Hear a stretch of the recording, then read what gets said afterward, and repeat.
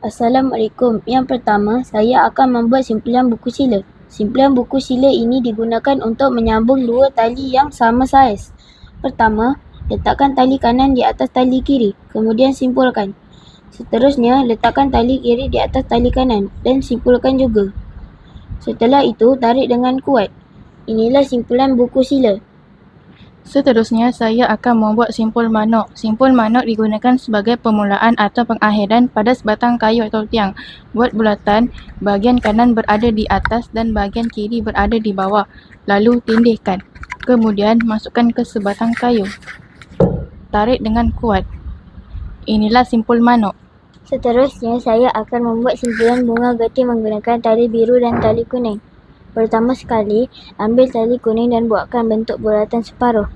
Lalu, ambil tali biru dan letakkan di bawah tali kuning.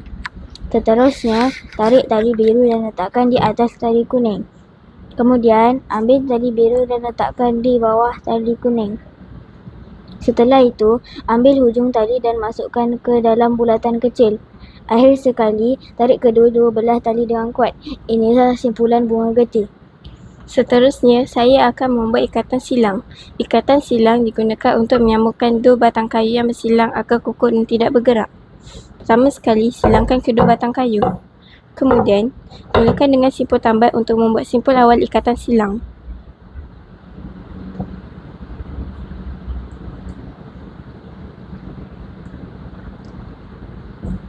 Setelah itu, pusingkan tali kepada kedua batang kayu sebanyak 3 kali.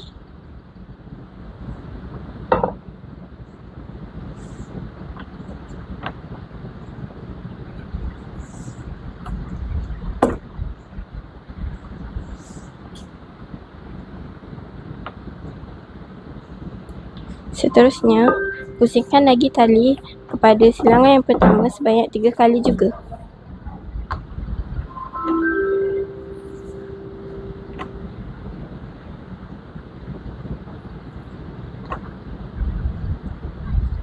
Setelah itu, pusingkan tali kepada kedua batang kayu agar lebih kukuh.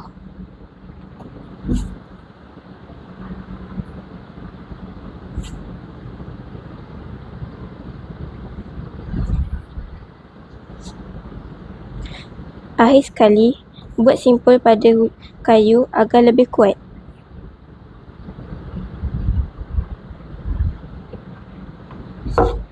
Inilah dia ikatan silang.